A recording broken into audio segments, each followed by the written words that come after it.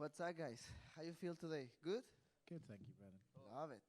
It's important to know. Yeah. It's always the fighters, right? But no, you are important too. I think you might be the only fighter to think that, so I appreciate it. That's true. How are we feeling about this one, right? This has been a long journey with Davison. 4 fights now. Curious, what's the biggest difference between the first time and this time? Damn, the biggest difference. I said this before, brother. I think the essence of the fight is the same. Davison Figueiredo is the same huge guy for the division with a lot of power in the right hand, trying to be a bully. Brandon Moreno is the same guy with the amazing cardio, with the speed, with the volume of punches. I think we can change that. But talking about me, I was very focused in the technical part, in the game plan, be smart. Man, I'm really good doing this sport, but I'm an asshole sometimes. I just want to throw punches and I just want to go forward. And I have a lot of people around me telling me, like, I'm smart and I can use my brain sometimes. So that's the goal for this one. That's the goal for me. And last fight against Davison Figueiredo, he surprised me a little bit with the game plan. And that's what's perfect. I'm still thinking I won the fight. But when you are in the middle of that close fight, you can understand the point of the judges, right? Like why he gave the fight to Davison in that moment. So it is what it is. I passed the page, and I'm ready for this one. I'm very excited. There's too much on the line. But at the same time, I'm trying to don't think too much about it because it's a lot of pressure, man. It's the belt, it's the rivalry, it's to be in a different country, be in his country. So it's too much on the line. I'm just trying to get fun right now, man. You mentioned the judging and you mentioned being in his country. I'm curious, is there part of you that thinks, man, I got to get a finish here because if it goes to the decision, they might just swing his way? I don't even think about it, man. I don't know. I mean, I understand the point. But, man, I fought in Brazil, in Brasilia 2 years ago in 2020. And was a close fight, too. But, man, I won that fight against the José Formiga. And the judges, they understood that. So, I don't know. I'm not thinking about it. Do you think your rivalry with Davison has helped your division, right? It's like the one that people can point to and be like, wow, the flyweights, like these two guys, what a legacy they're putting on. Do you think it's helped your division? A lot, man. I mean, everything started with Demetrius, with his legacy and what he did in the flyweight division before that.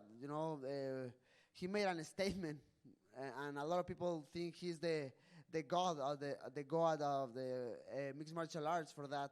Then Henry Cejudo saving the division against TJ Dillashaw. Now, in the present, I think this rivalry between Davison Figueiredo and I is so important for us, for all the flyweight guys.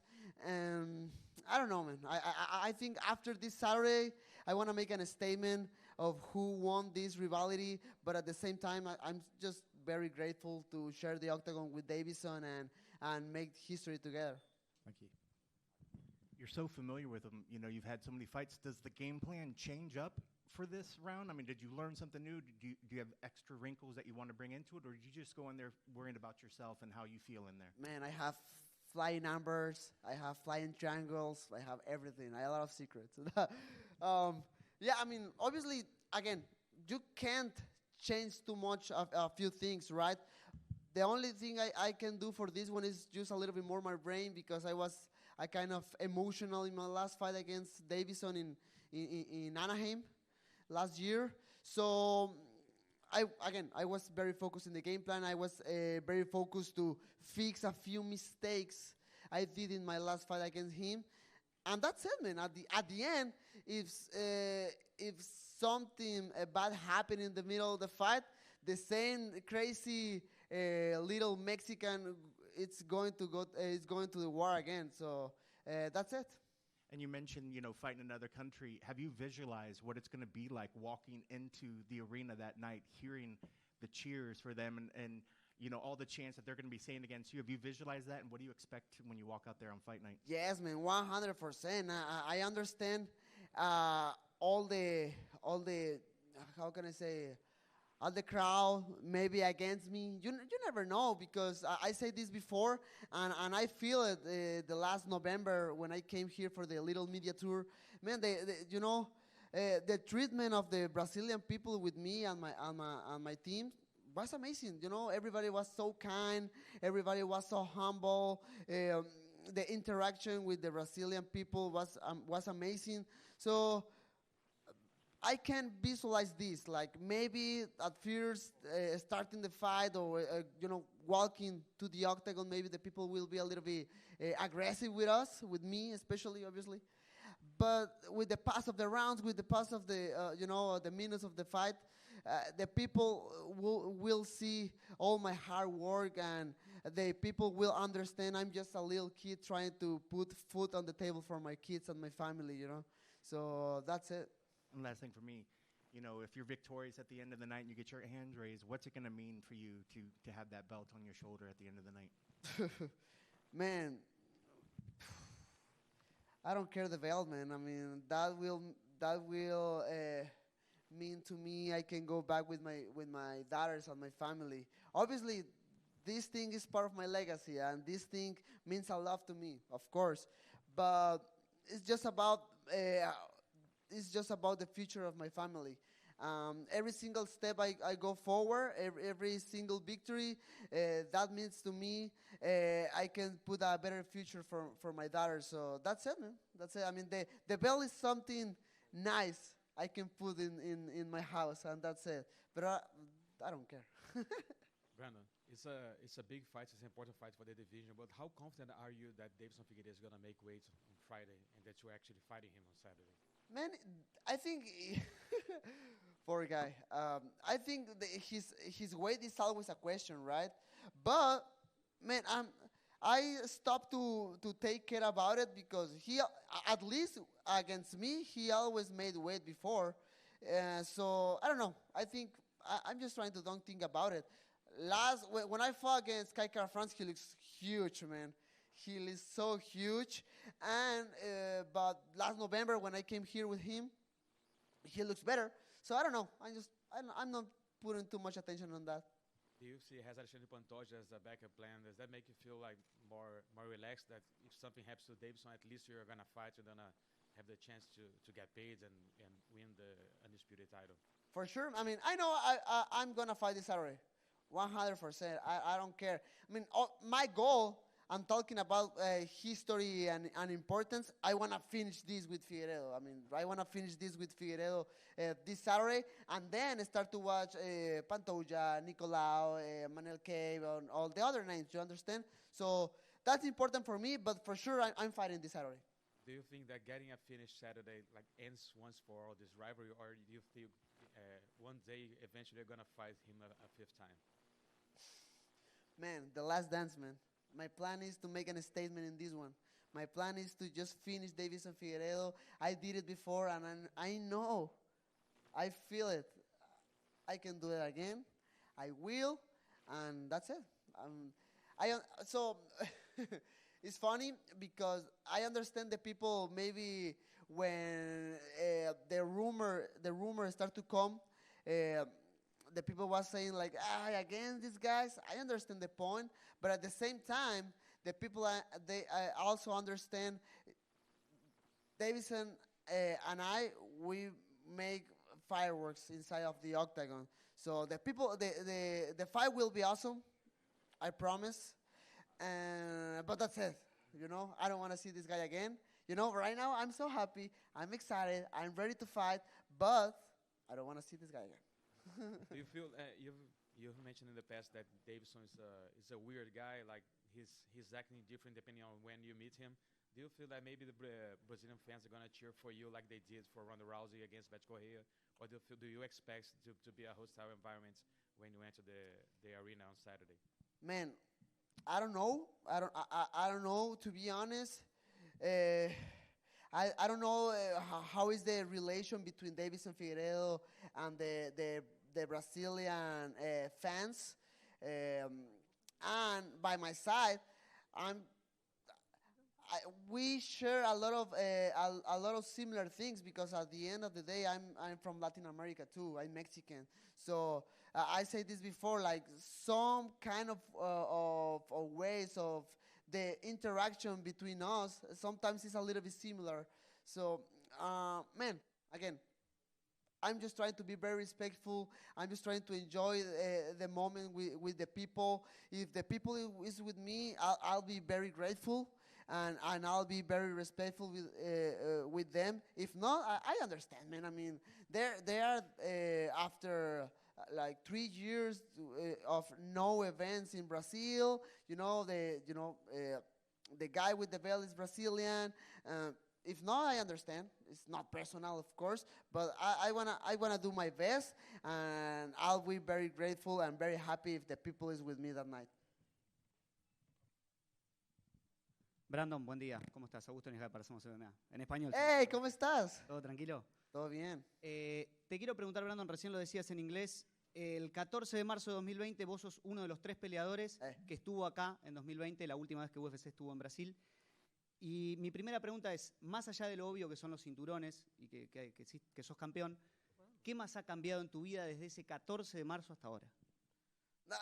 No, hermano, o sea, si ocuparemos un ratito para resumir todo lo que ha pasado. O sea, esa pelea fue contra Yusiel Formiga, gano ese combate y ya pongo mi nombre pues cerquita de lo que es la conversación por el título. De hecho, yo en ese momento sentía que podría merecer la oportunidad, ¿no? Por ahí a finales de año, en noviembre, pues se la dan a Alex Pérez y a mí me dan la pelea contra Brandon Royval.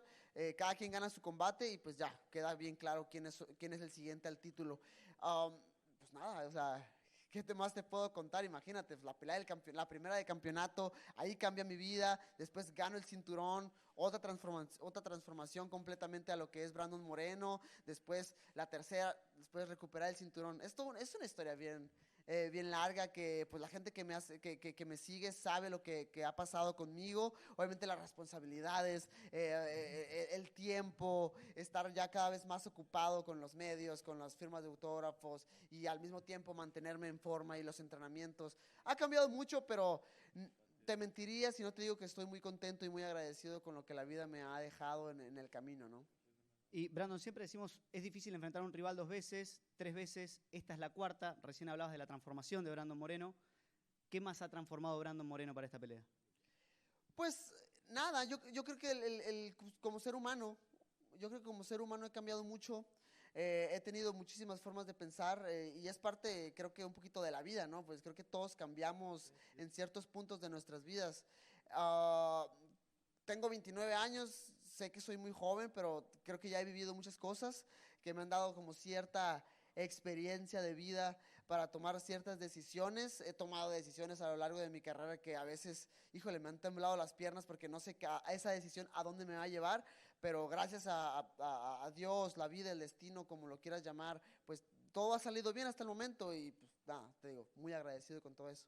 Y para cerrar mi última pregunta, no sé si sos una persona que se fije en las casualidades y demás, pero la última vez que peleaste en Brasil, lo tengo acá anotado, fue contra un brasileño, sí. Venías de ganar una pelea en las últimas 2 y la pelea fue justamente contra Kai Kara-France. ¿Se repite el escenario, se repite el país, se repite la victoria? Híjole, claro, yo a eso vengo, o sea, no me veo, o sea, simplemente es que, o sea, veo todo lo que está en juego, ¿no? O sea, veo que quien pierda se va para casa y ya no se sabe qué sigue para uno. Lo digo por el hecho de que ya es bien difícil que la quinta pelea se dé.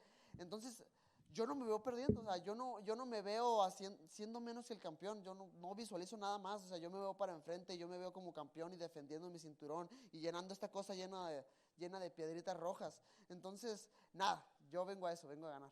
Gracias, a ver, hermano. Hola, Brandon, ¿cómo estás? Hola, hermano. Cruz de For the Win MMA.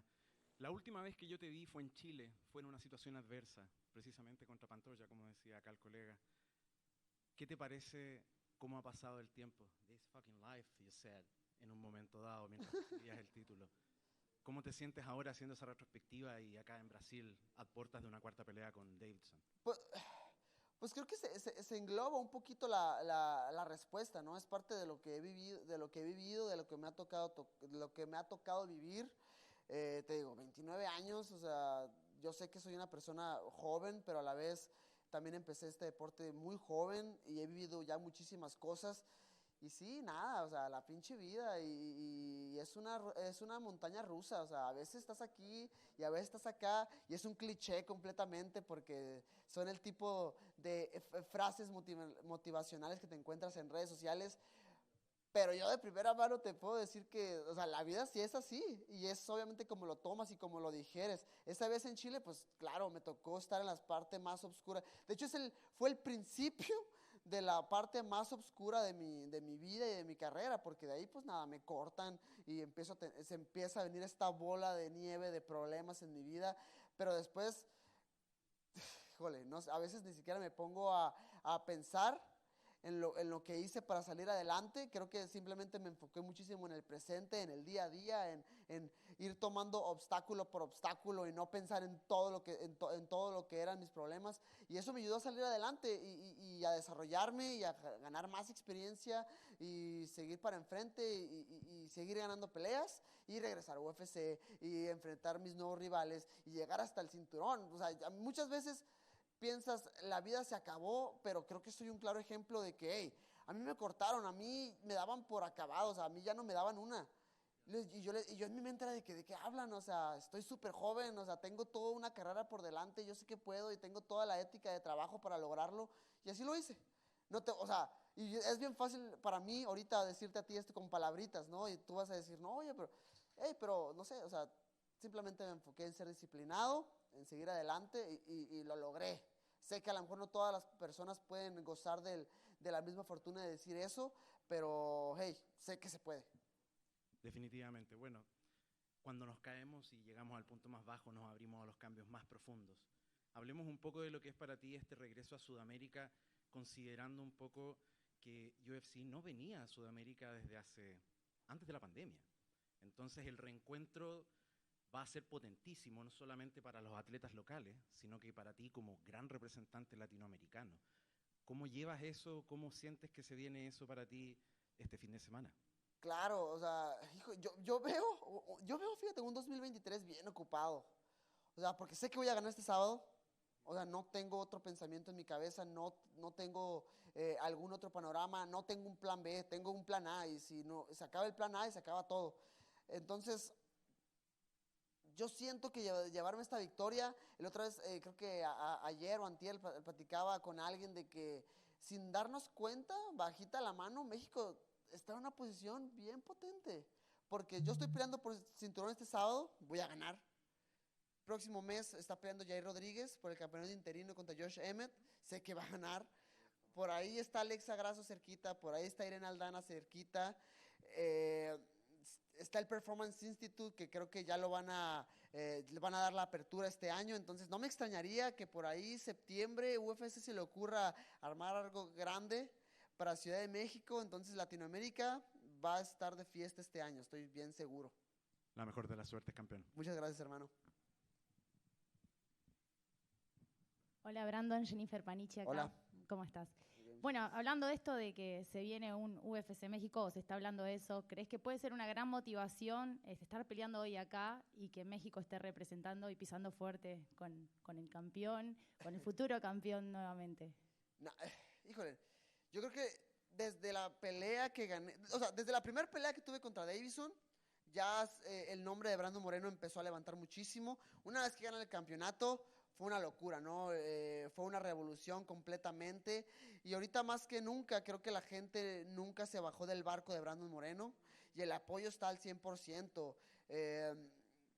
No te voy a negar que eso genera pues, una presión extra, pero creo que a este punto es evidente que la presión, vivo en presión todos los días, ¿no? Entonces ya que es algo en lo cual, quieras o no, me acostumbré a vivir y a la vez es algo muy bonito porque mucha gente se ve representado en mí de una manera increíble, ven una motivación en mí y cuando me pongo a pensar mucho en eso, como que se me pone un poquito la piel de gallina, pero a la vez trato de utilizarlo de nuevo como una motivación extra. Y este sábado va a ser una locura. Sé que gente viene inclusive para acá a Brasil a echarme porras. Obviamente a lo mejor pues, no vamos a ser la mayoría dentro del público, pero sin duda voy a sentir el calor y esa vibra mexicana y esa vibra latina, como lo comentaba, porque al final del día pues, somos Latinoamérica. Muchas gracias, Brandon. Nah. We did it, Joe. Let's go. Awesome, guys. Have a nice day, all right? Enjoy Brazil and eat acai for me, please.